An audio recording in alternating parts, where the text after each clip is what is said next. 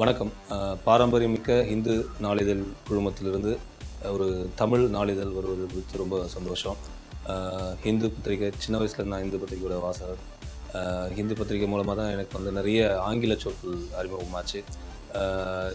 ஊரில் கிராமத்தில் இருந்தப்போ எங்கள் ஊரில் இருக்க கிளை நூலகத்துக்கு தினமும் போயிட்டு ஹிந்து பத்திரிகையை வாங்கி, ஏன்னா அப்போ கிராமத்தில் வந்து டீ கடையில் வெறும் தமிழ் நாளிதழ் மட்டும்தான் கிடைக்கும். அதனால் கிளை நூலகங்களுக்கு போயிட்டு ஆங்கில நாளிதழான ஹிந்து பத்திரிகை எடுத்து கூட ஒரு பென்சில் ஒரு நோட் புக்கும் வச்சுப்பேன்.